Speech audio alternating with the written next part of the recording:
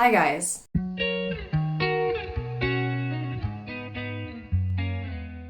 There are so many things that I want to make and so many new silhouettes and techniques that I'd like to try, so I figured I could spend an entire video talking about it, and here we are. If you don't know me, my name is Bella and I'm a fiber artist here on YouTube and also over on Instagram at jinmadethis. Instagram is actually where I got all of the inspiration pictures for today's video, so if you'd like to see more from any of these artists, take note of their Instagram username.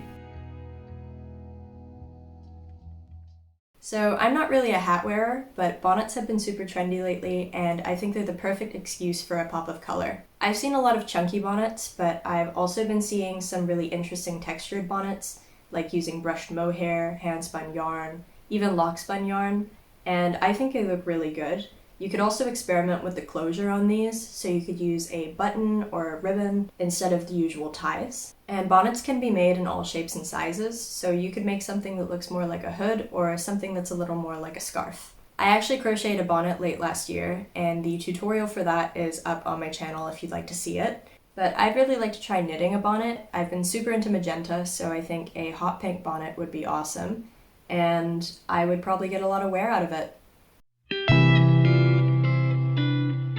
So like I said before, I'm not really a hat wearer, but I do like to make hats for my friends and family, although they're always too small. But in the past, I've really only made beanies, so this year I want to try and broaden my horizons and make some ear flap hats and bucket hats as well. If you know me, you know I'm really obsessed with color and texture. I'm probably going to talk about it like a million times in this video, but you can really mess around with it. I think in particular, holding 2 or more yarns together makes for a really interesting looking hat. And like I mentioned with the bonnets, I think brushed mohair, boucle, or hand-spun yarn of any kind is going to look really awesome in a hat. I've also written here that you could use buttons or brooches to decorate the hat. I think that would look super cute. And you could make appliques or surface crochet details onto the hat.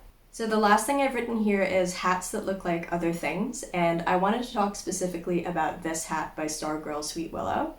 She actually has a channel here on YouTube if you'd like to check her out.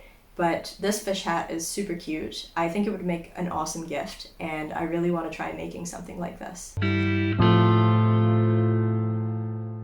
So I think crochet earmuffs are super cool, and I really like these ones by Eloise Clarkson over on Instagram. They're called the In One Ear, Out the Other earmuffs.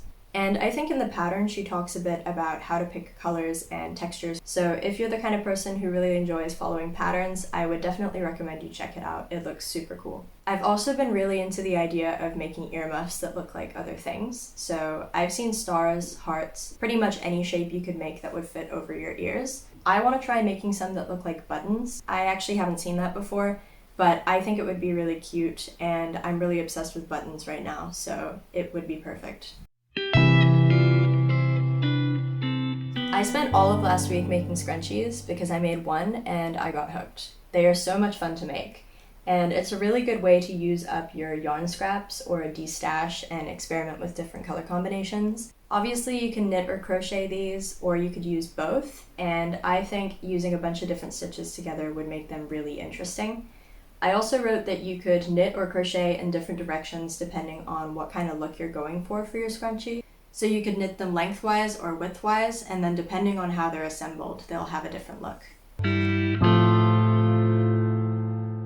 Legwarmers are another cute little accessory you can make, and they can work up pretty fast depending on how big you make them. I've personally never made legwarmers, but I think I would like to try this year. And I think I'd like to try using a combination of knit and crochet to get a more interesting look.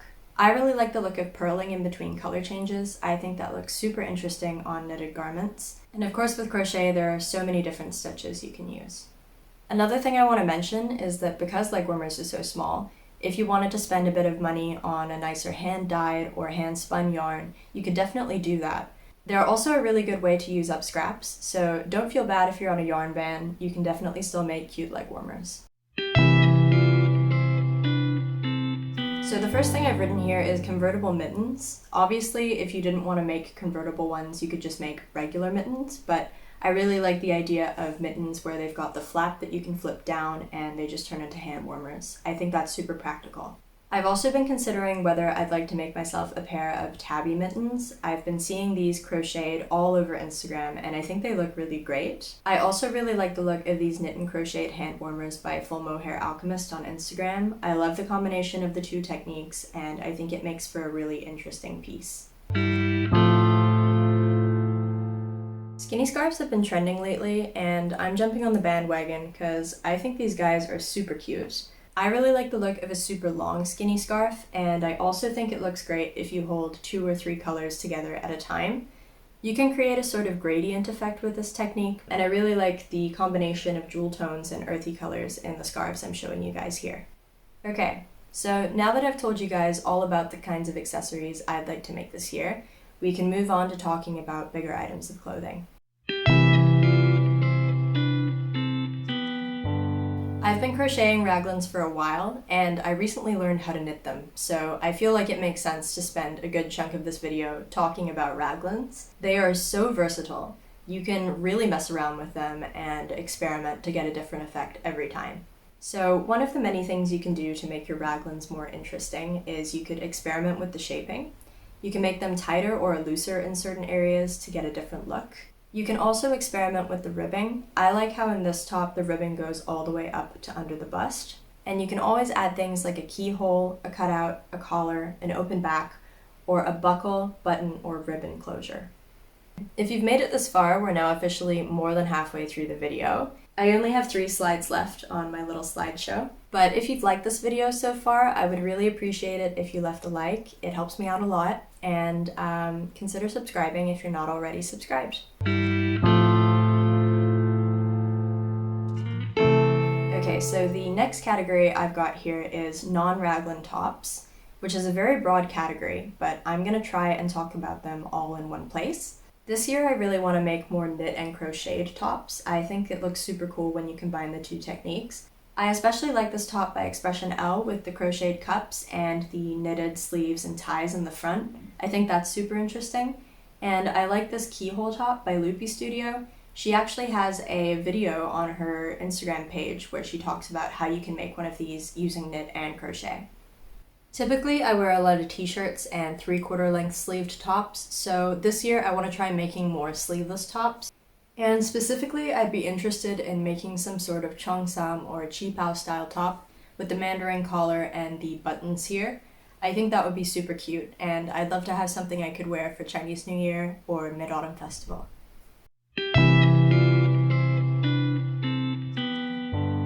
So I've already covered Raglans in this video, but I really wanted to show you guys some inspiration pictures of knit or crochet raglan sweaters. For crochet, I really like this one by Erin Ryko. I like the use of all the different colors and obviously the stripes.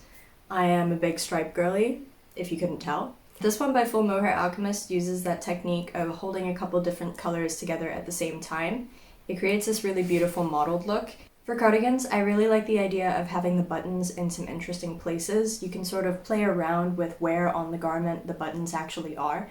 I definitely want to knit myself a sweater this year, and I think I'll probably also crochet myself some raglans. I might just use alpaca for those because I want to be able to wear them year-round, and I do like to have a little bit of a longer sleeve. I also want to play around with using different colors for the sleeves and the body. Like if your body is done with a solid color and then the sleeves are all different colors, I think that could look really cool. Okay, the end is in sight. We are going to be talking about knit dresses. I really like the look of a multicolored maxi dress. I think that would be amazing, but it would take a million years, so I don't know if I will ever actually make one, but I like the idea. This raglan mini dress by Expression L, again, is super cute. I love the stripes, and the shaping is really flattering. I also wanted to throw in this picture of a cheongsam or qipao style dress made by Stitch with Katie. I really like the buttons and the sleeves and the slit at the side. I think that's really cute. And again, it would be great to have something like this to wear on special occasions.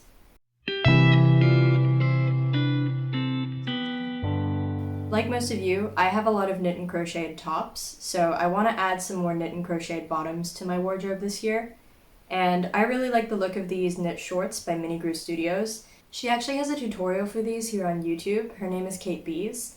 And in the video, she shows you how to knit the shorts with the increases and everything. So if you're interested, go check that out. If I made these, I think I would want to make them with some self-striping yarn, but that's just because I'm obsessed with stripes.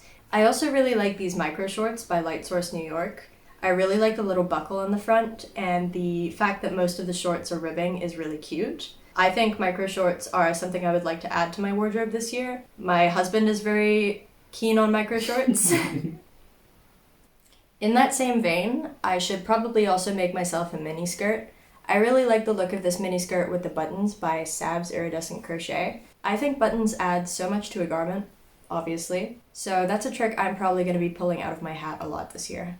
I'm also a really big fan of a knitted midi or maxi skirt. There are so many beautiful examples that you can find on Instagram, and I'd really like to make myself one of these. I actually crocheted myself a midi skirt last year. It's up on my channel. It's like my very first video, but I think I'd like to try knitting myself one. I don't know if I want to do it by hand, but maybe if I get my hands on a knitting machine, it could be one of my first projects. So last but not least, I wanted to talk about knit and crochet bags. I won't spend too much time on this because there are plenty of great examples you can find on Instagram and Pinterest, but these are the ones that I was drawn to. I'm a really big fan of the way freeform knitting and crochet looks. I think it can add so much to a piece if you have all these different shapes and colors going on. And depending on the finished shape of your project, your bag could look totally different, so I think this is a really fun one to experiment with.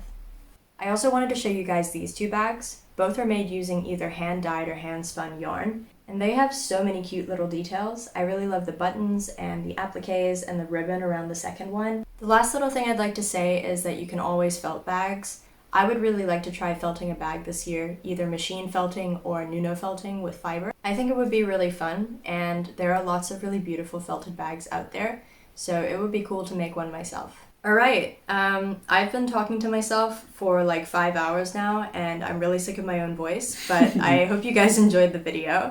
If you're not already, please consider subscribing and turn on notifications if you'd like to see what I'm going to be making in the future.